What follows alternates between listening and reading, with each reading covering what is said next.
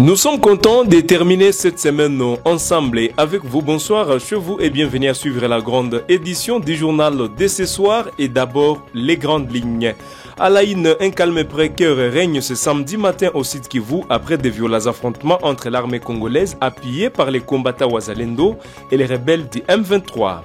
Toujours à la une, le gouvernement congolais est actuellement en pourparlers avec l'AS Monaco, célèbre club de football, pour établir un partenariat visant à promouvoir la RDC et son tourisme. Ce partenariat permettrait de donner une visibilité internationale au pays et de mettre en avant ses richesses naturelles ainsi que culturelles. Le Niger et l'Iran ont signé un protocole d'accord renforçant leur coopération sécuritaire lors d'une visite de 2 jours d'une délégation iranienne à Niamey. Cette visite fait suite à celle du Premier ministre nigérien à Téhéran en avril 2023. On sera sur place à la fin de ce journal pour plus d'informations. Mesdames, Messieurs, voilà tout pour les titres.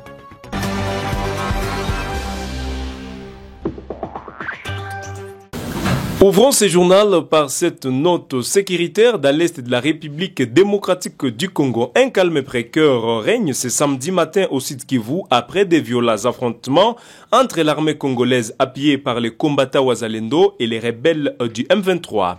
Les combats qui ont débuté hier ont secoué plusieurs localités de la province, notamment dans les territoires de Kabaré et Kalehe. Reportage. Un calme précaire règne ce samedi matin au sud Kivu après de violents affrontements entre l'armée congolaise appuyée par les combattants Wazalendo et les rebelles du M23.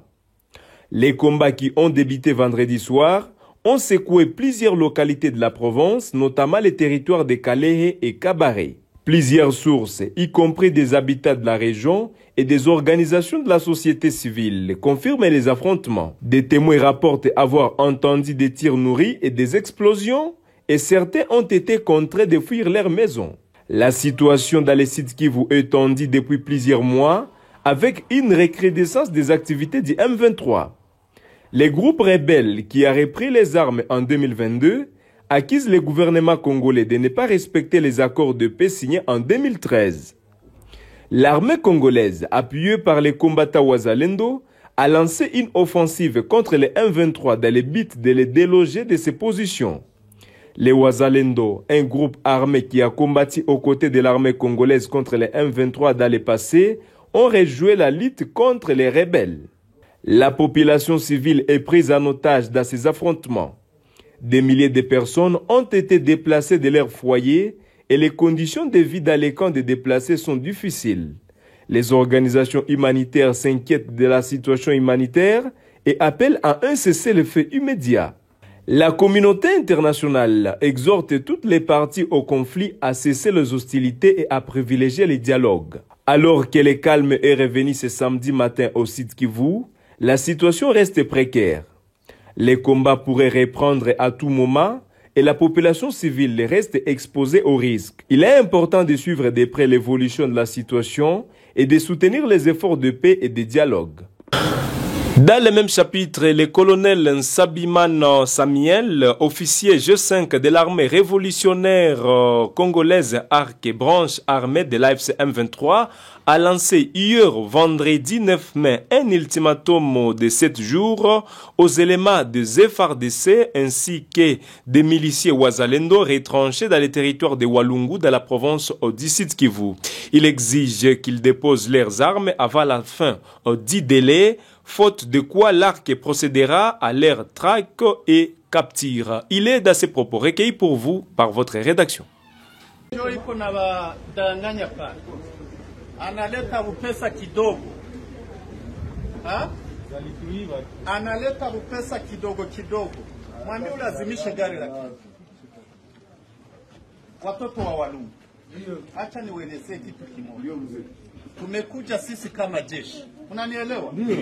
Sisi tumekuja kama jeshi ambayo iko trained vizuri. Tumefunzwa vizuri. Tunaelewana? Bale tutawarogota. Tunawapatia wiki moja peke yake. Pale kwa wamekimbilia hatutawacha pale. Zidira tutawafata, tutawapiga. Shabunda tutawapiga, Kingulube na Lubilo kama Lubilo Lubila na pajua pale Nzofu na kwengine Nyarubemba sijue Evarisi sijue kote tutawapiga, mnanielewa? Hakuna kwe sijue acha Kanyola si hapa nyumba ndio walikuwa asubuhi walikuta jeshi letu liko tayari, wameamka mjeshi letu amewasiaga kama bunga, wamesiagika, mwende kule watawaambia habari. Tunaelewana? Watawapa habari. Sia tuende tena kule. Mtaanzenda mashamba. Ndio maana tunaelewana? Mtaanzenda mashamba, wale wajinga tutambuku. Je, tunawaomba. Ndio ni wakongomani. Sawa? Wanadanganyiwa peke yake. Lakini muambie karibu kwao. Tutawapokea. L'insécurité persiste dans la ville touristique de Goma avec un nouveau drame qui s'est produit cette semaine. Une femme enceinte a été assassinée par des bandits armés dans les quartiers Lac Vert à l'ouest de la ville. Les assaillants ont pénétré dans la maison de victimes, l'ont abattu devant son mari et ses enfants avant de disparaître sans rien prendre. Ces meurtres portent à 5 le nombre de personnes tués à moins de 72 heures dans la ville de Goma, dans l'est de la République démocratique du Congo.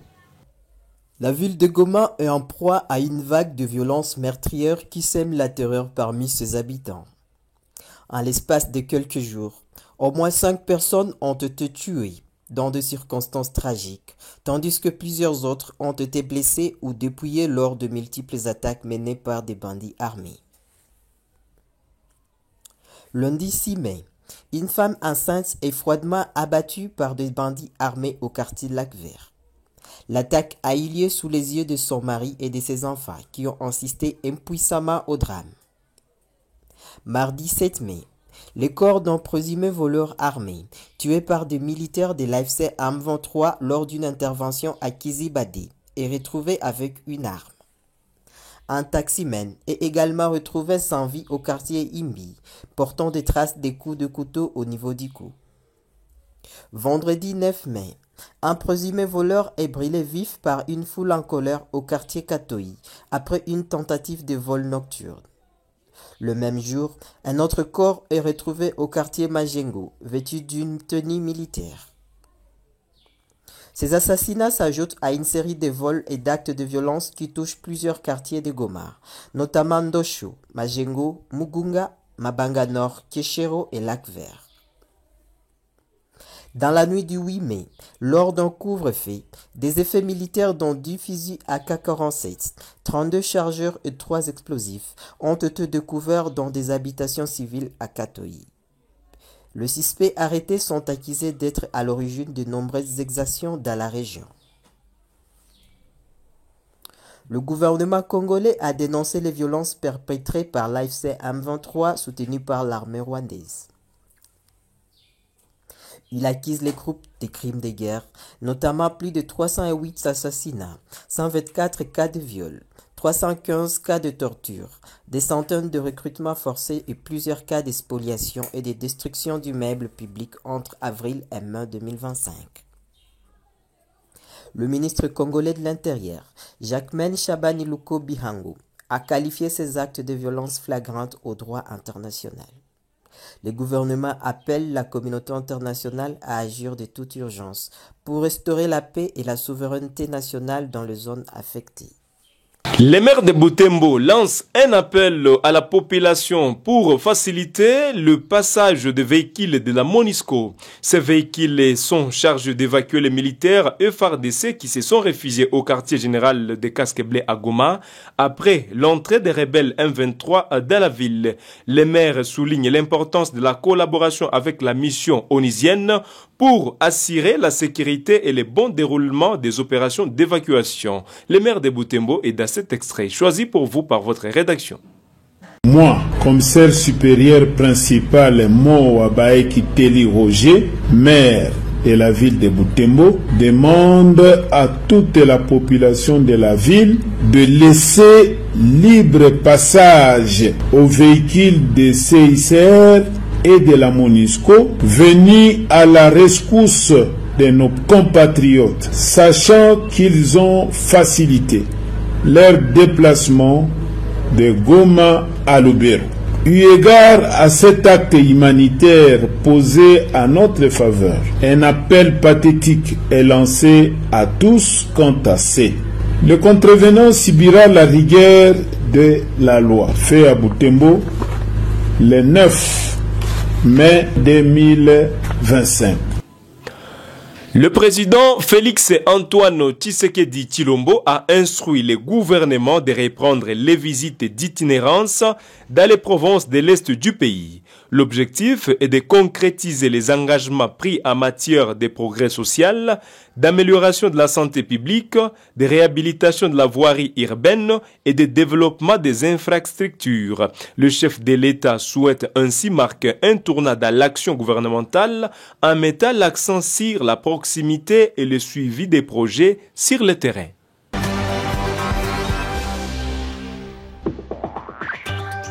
Poursuivons ce journal. Le gouvernement congolais est actuellement en pourparlers avec l'AS Monaco, célèbre club de football, pour établir un partenariat visant à promouvoir la RDC et son tourisme.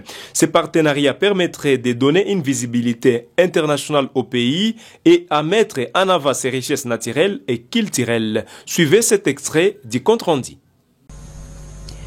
Le ministre des Sports et Loisirs a fait le point du projet du partenariat stratégique entre la République démocratique du Congo et l'AS Monaco pour la visibilité et le développement du football.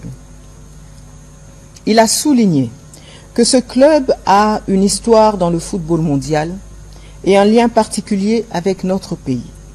Nombreux sont ces joueurs d'origine congolaise qui y ont joué ou effectué leurs premiers pas, à l'instar de Chris Chabani Nonda, Dieu merci Mbokani, Marcel Tisserand ou encore Benoît Badiachile.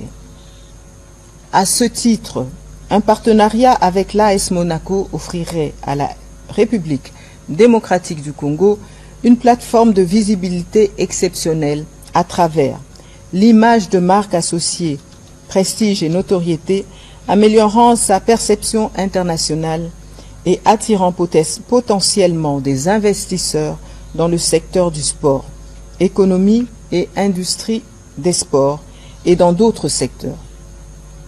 Des initiatives de communication conjointes au travers des campagnes promotionnelles mettant en avant la culture, le tourisme et le potentiel du pays touchant un public international diversifié. Des événements et des matchs amicaux en RDC ou à Monaco. La présence du pays sur les supports de communication du club. La formation est l'autre facette de ce partenariat. Elle rejoint deux points importants, des objectifs du gouvernement à travers le ministère des Sports. La nécessité de mettre en place une académie des sports et la construction prochaine d'un institut national des sports et de la performance, fruit du partenariat franco-congolais. Ce projet de partenariat est étalé sur une période de 3 ans. Il implique d'autres secteurs importants du gouvernement, tels que le tourisme, le commerce extérieur, les finances, l'économie, la santé, etc. Le ministre des Sports et Loisirs a précisé que ce partenariat ouvrirait de nouvelles perspectives sportives et économiques à toutes les parties, car il s'agit d'un échange structurant pour l'avenir, un projet ambitieux qui dépasse le cadre sportif et vise à construire un modèle de coopération durable. Le Conseil a pris acte de cette note d'information. Le cardinal Fridolin Ambongo, archevêque de Kinshasa, a récemment partagé son expérience lors du conclave qui s'est tenu le 7 et 8 mai 2025, conclué à l'élection du pape Léon XIV. Dans une déclaration diffusée sur la chaîne française Quito, il a affirmé, je cite, « Le Seigneur avait déjà choisi son peuple et n'attendait de nous que de les rejoindre et sur son choix. » L'archevêque de Kinshasa est dans ses propos recueillis par vous, par votre rédaction. Moi, personnellement, j'étais frappé qu'il ait commencé avec ce souhait de paix. Nous, on pouvait peut-être penser, en tant que pape, il va insister sur des choses spirituelles, etc. Mais en commençant par le souhait de paix, comme dit justement le cardinal Gérard, il rejoint le Christ ressuscité. Et il est devant ses disciples qui l'ont renié, qui ont fait des histoires drôles pendant qu'ils souffraient. Mais il commence par leur souhaiter la paix. Et je crois que le nouveau pape s'inscrit dans cette dynamique d'être cet homme au milieu de ses frères et sœurs qui cherche à les rassurer de la présence du Christ. Et cette présence du Christ ne peut que apporter la paix. Mais la paix n'est pas une donnée naturelle. Nous devons travailler pour la construction de cette paix. C'est la paix du Christ, mais nous devons accueillir cette paix dans nos communautés. C'est aussi le témoignage de l'Église dans un monde qui aujourd'hui est déchiré par la guerre. Et je m'adresse à l'archevêque de Kinshasa en RDC. On sait la violence qui se déchaîne aujourd'hui dans plusieurs parties de votre pays. Ce témoignage de paix, c'est pas l'Église qui va pouvoir apporter la paix au plan politique. C'est une parole, à quoi ça sert? La notion de paix, pour nous, ça a une valeur inestimable. Surtout quand on vit dans un contexte de tension, contexte de guerre, contexte de violence. Le souhait de paix est une mine d'or. Et aujourd'hui, chez nous, nous cherchons la paix. Et nous voulons quelqu'un qui nous apporte cette paix. Le rôle de l'Église actuellement au Congo, c'est justement essayer de travailler sur la construction de cette paix. Mais alors, c'est tout le monde qui doit s'impliquer là-dedans. Alors, ce que lui a dit hier, pour nous, ça nous rejoint. C'est comme une confirmation. Le nouveau pape est en train de nous dire, vous êtes dans la bonne direction, allez de l'avant. Et là, ça m'a fait beaucoup de bien.